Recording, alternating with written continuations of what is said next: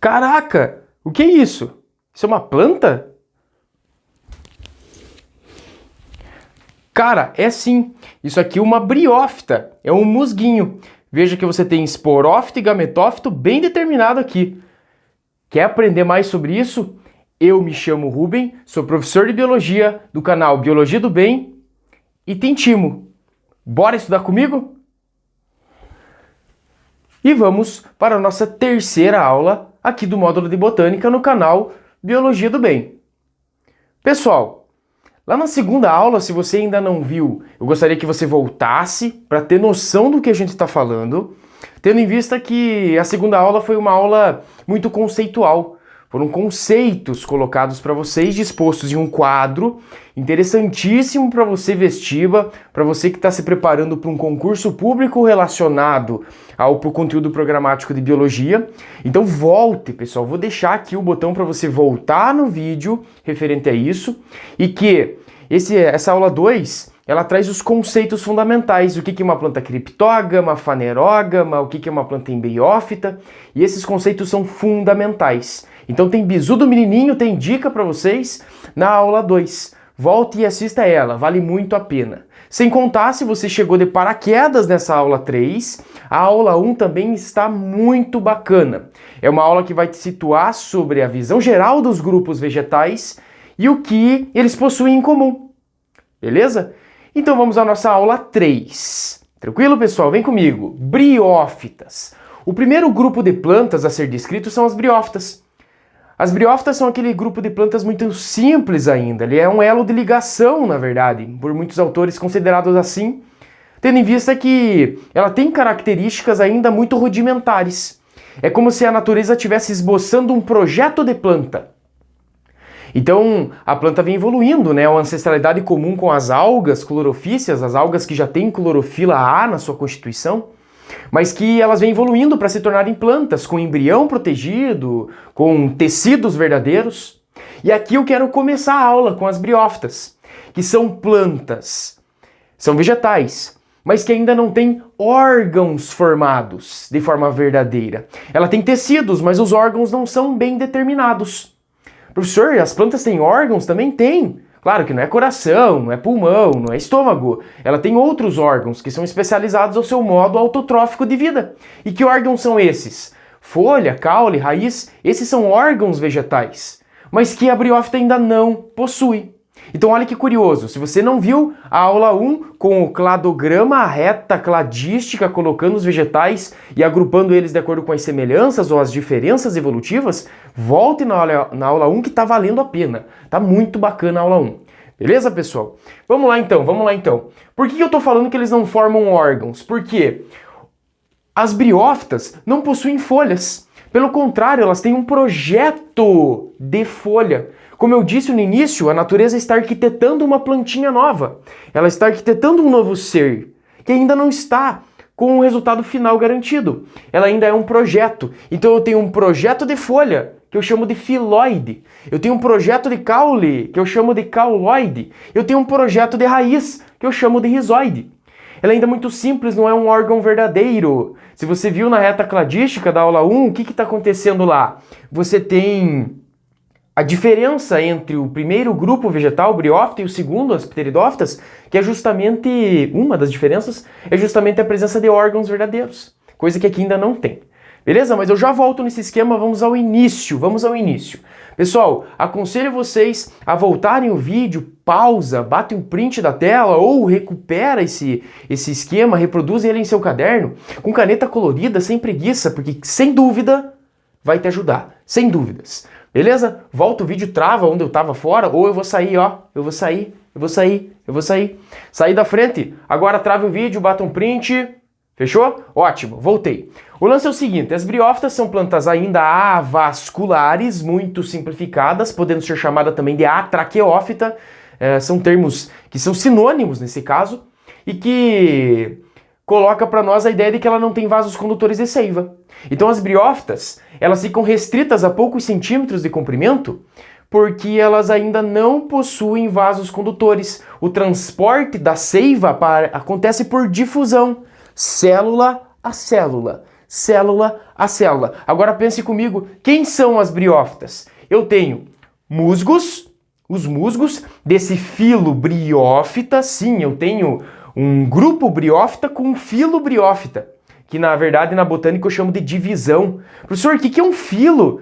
O filo vem lá da classificação da taxonomia de Linneu. Reino, filo, classe, ordem, família, gênero, espécie. O filo, que é o segundo taxon em termos de abrangência, ele na botânica é chamado de divisão, mas é a mesma coisa. Tranquilo?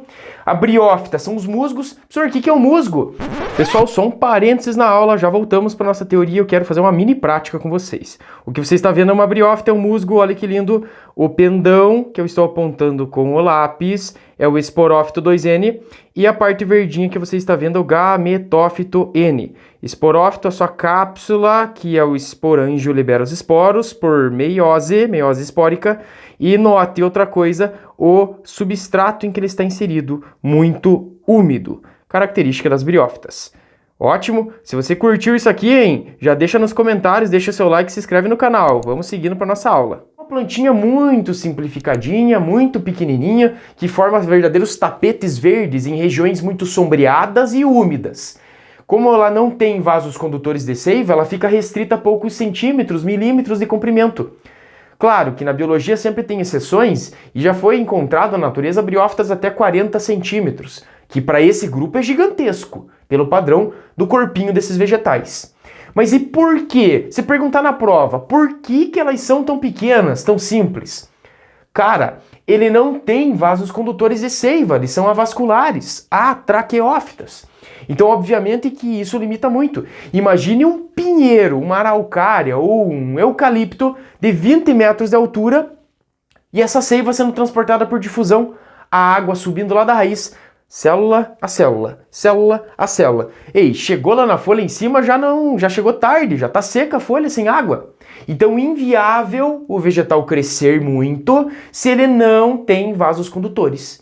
E isso explica o fato do musgo, da principal briófita de estudo, ser tão pequeno. Tranquilo? Mas professor, só tem musgo? Não, mas ele é o principal, é o mais caidor de prova. Mas olha aqui, ó, tem outros. Do filo hepatófita, eu tenho as hepáticas. As hepáticas, elas são mais frequentes do que os antóceros, que estão no filo antocerófita. Os musgos é o que mais aparece. As hepáticas em segundo plano, os antóceros é mais difícil até de encontrar na natureza, e também, por consequência disso, acaba caindo menos em prova. Tranquilo? Mas, professor, todas as briófitas não têm vasos condutores? Aí que tá. Você tem que tomar um cuidado. Por quê? Algumas briófitas um pouquinho mais elaboradas, mais complexas, elas possuem o androma, que é um tipo de condução de seiva ainda arcaico. Lembra que eu falei para vocês que ele é um projeto de planta de verdade, as briófitas? E aí também, alguns grupos já apresentam essa estrutura, mas que não é considerada pelos autores o transporte de seiva de fato, porque ela não recebe um reforço de lignina, que é um componente estrutural aí importante para delimitar o vaso condutor, coisa que aqui não aparece. Tranquilo? Então, de forma geral, avascular. Beleza? Fez sentido para você? Pessoal, não esqueça de se inscrever no canal, te convido, porque você vai aprender muitas coisas relacionadas à botânica inicialmente nesse módulo 1, mas muitas outras que estão por vir. Dá uma olhada nos outros módulos, eu não sei exatamente em que período você está assistindo, mas eu te convido a se inscrever para ficar ligado e receber as notificações ativando o sininho, para que você fique sempre ligadão nas novidades. Tranquilo? Deixa o like aí, comenta, manda, compartilha pra galera. Achou a aula legal? Achou o esquema bonito? Vai te ajudar? Pode ajudar o seu colega, o seu amigo também. Manda pra ele, beleza? Vem comigo, vem com o menininho. Olha lá, ó, seguindo. Tem um detalhe importante além da avascularidade dessas plantas, é que elas são dependentes de água para se reproduzir. Beleza? Por que eu encontro essas briófitas, o musgo, a hepática, antócero, em ambientes muito úmidos e sombreados? Porque a reprodução delas é dependente de água. Só que tem muito aluno que decora isso, entende? Né? Ele decorou isso aí, beleza. Mas se perguntar o porquê, o aluno... Ixi, eu não sei responder o porquê dessa dependência. Eu não sei. Mas eu vou te contar O gameta masculino dessas plantas, chamado de anterozoide, ele é flageladinho. Ele tem um flagelo, e esse flagelo é uma estrutura locomotora para meio líquido, ou seja, a reprodução dessas plantas só vai acontecer se o flagelo puder nadar da planta feminina e chegar até a masculina. O corpinho de um musgo fundamental aqui para vocês e das outras seguem esse padrão. Eu tenho um gametófito formado por filóide, cauloide e rizoide. Se você não sabe o que é um gametófito e um esporófito, volta na aula 1. Eu posso deixar aqui o link para vocês acessarem direto. Volta a playlist de botânica, tá valendo a pena. O lance é o seguinte, o esporófito é essa parte mais madura, fruto da fecundação das plantas. Ele é 2N, é diploide, é formado pela cápsula, que na verdade é o esporângio, ou seja, o esporófito produz esporos dentro do esporângio. Esse é o corpinho fundamental das briófitas. Lembre que não é verdadeiro esses órgãos, ele é um projeto de planta que está sendo arquitetado pela natureza ao longo do curso da evolução. Feito? Seguindo, eu quero anotar com vocês essa informação que eu coloquei aqui em cima, que é fundamental para você se ligar. Esses vegetais não formam órgãos verdadeiros. O hashtag joguinho da velha e o chiqueirinho coloquei para vocês. Professor, por que chiqueirinho? Enfim, hashtag joguinho da velha e chiqueirinho. O que eu quero mostrar para vocês é o seguinte, vem com o menininho, o lance é o seguinte. Esse segundo hashtag, joguinho da velha e chiqueirinho, conta para nós que o gametófito, ele é mais desenvolvido, mais duradouro do que o esporófito. O gametófito é mais desenvolvido que o esporófito. O G é maior que o E. E somente nesse grupo vegetal é assim. Somente nesse grupo vegetal é assim. É uma exclusividade das briófitas. A fase de vida produtora de gametas é mais desenvolvida do que a produtora de esporos. Exclusividade de briófitas. Anota isso aí. Ei, eu tô te vendo que você não anotou. Depois vai fazer falta. Pega o lápis e anota esse esquemão aqui. Beleza? Seguindo comigo, como que funciona o ciclo de vida? Porque, professor, como é que isso pode cair em prova? Pode cair o ciclo de vida das briófitas. Eu tô falando do interior do Paraná aqui para vocês, gravando para vocês. Beleza? Tô gravando para você daqui. E aqui no interior do Paraná tem diversas universidades que trabalham com o ciclo de vida das plantas em prova. E pessoal, cai bastante isso aqui, cai bastante. Se liga comigo então. Na reprodução, as briófitas elas podem ter reprodução assexuada, como todas as plantas, por brotos sendo formados, né, reprodução assexuada, mas também por produção sexuada. Assexuada, as plantas briófitas podem ser monóicas ou dioicas, ou seja, ela pode ter os dois sexos do mesmo indivíduo ou separados. Nesse caso eu coloquei para vocês eles separados, a plantinha macho e a plantinha fêmea, para ficar bem claro o ciclo. Beleza? Para ficar bem claro o ciclo. Se você quer copiar antes de eu falar, trava o vídeo agora. Olha a posição que eu fiz. Beleza, travou o vídeo, copiou, agora voltamos. O lance é o seguinte. Nós temos então masculino e feminino. Se eu tenho um musguinho macho, uma briófita macho, o gametângio dessa planta vai ser o anterídeo. O anterídeo, que vai produzir o anterozoide. Então veja, se ela é uma planta masculina, ela tem um gametângio chamado de anterídeo, que vai produzir anterozoide, que é o gameta flageladinho que eu falei aqui para vocês, que traduz o fato dela ser dependente da água para reprodução. Na planta fêmea, o gametângio chama-se arquegônio e vai formar a oosfera, que é o gameta feminino.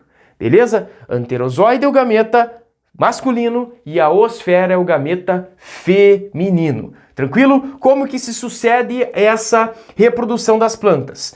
No gametófito masculino ocorre a produção do gameta masculino, que é o anterozoide. Choveu em cima, está no ambiente úmido, spray da cachoeira ou na bica, naquela região mais retirada, região rural, onde você vai curtir com a família final de semana, tem uma bica. Ao redor da bica tem musgo, tem hepática, tem antócero. Choveu em cima.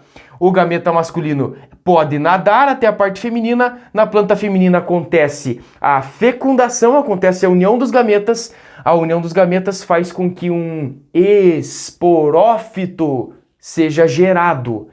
E detalhe, esse esporófito está em cima do gametófito, ou seja, ele é dependente do gametófito. Tem muitos autores que chamam o esporófito de heterotrófico. Olha que doido isso. O esporófito heterotrófico depende de absorver as substâncias nutritivas que o gametófito cede para ele, justificando o fato do gametófito ser maior que o esporófito, o mais duradouro. Ele é fundamental. Se eu olho para o musgo lá na bica ou no spray da cachoeira que eu estou vendo, aquele tapetinho verde, é o gametófito da planta. O esporófito é só quando ele está reprodutivo. Beleza. Gameta masculino e feminino se uniram, fecundação. O esporófito maduro foi formado. Lembre-se, os gametas são N, são haploides. N mais N formou o esporófito que é 2N. O esporófito 2N formam esporos por meiose espórica. A meiose divide pela metade a carga cromossômica da espécie. 2N formou esporos N. Os esporos são levados para os mais diversos ambientes. Se o ambiente for favorável, o esporo germina e forma o protonema. Repare que aqui não ocorreu fecundação, reprodução assexuada por formação de esporos. O protonema sofre mitose, mitose, mitose, mitose, mitose e vai formar uma planta masculina ou uma planta feminina. E o ciclo recomeça. Olhe como a alternância de gerações está caracterizada aqui. Gametófito, esporófito. Gametófito, esporófito. Alternou, alternou. Diploide, haploide, diploide, haploide, diploide, haploide. Alternou geração? Alternou. Veja que a meiose é mitose, meiose é mitose. Está alternando geração? Está. É metagênese ou alternância de gerações em todos os grupos vegetais. Professor, eu acho que eu entendi. Você acha? Eu tenho certeza. Ou não? Será que não? Confira comigo, eu vou fazer você ter certeza. Vamos de novo. O gameta masculino com o anterídeo produz anterozoide, gameta flagelado. Choveu em cima deles, foi possível que o gameta masculino migrasse até a planta feminina. Ocorreu fecundação? Ocorreu. Olha que lindo, a fecundação aconteceu, N mais N formou diploide. Esporófito diploide. O esporófito produz o que, professor? O que, professor? O que, professor?